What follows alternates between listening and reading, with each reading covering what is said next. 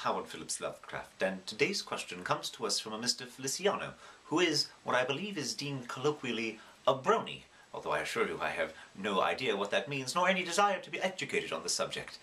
So thank you. He asks, rather perilously, how I incorporated the theme of what he calls self-annihilation into my works, and how a writer could likewise go about writing on this subject.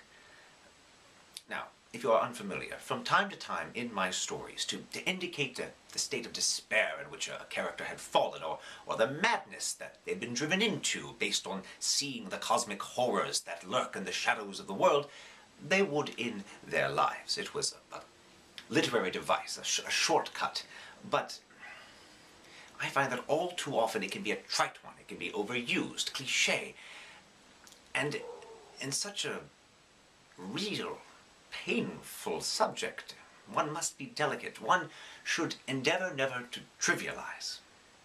I know of what I speak. One of my very good friends, fellow writer Robert E. Howard, decided, for reasons that are entirely his own, to end his life, and I must say it affected all of us greatly. And there are a great many emotions and responses we have when such an event takes place.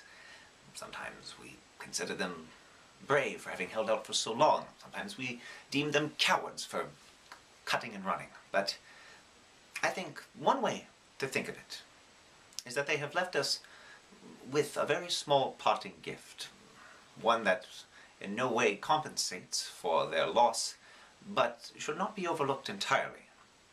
And that is the gift of choice. Imagine if all of us were compelled to live through all of our sorrows without even the thought of ending them.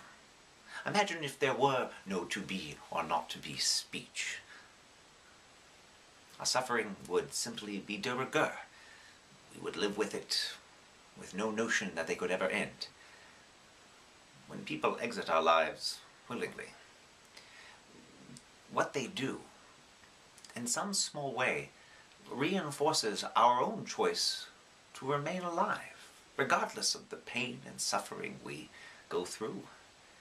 And I think in that, we can be just a touch grateful. The gift of choice is always a beautiful gift. As for my writings, really, the annihilation that we should fear more than of the person is communal annihilation.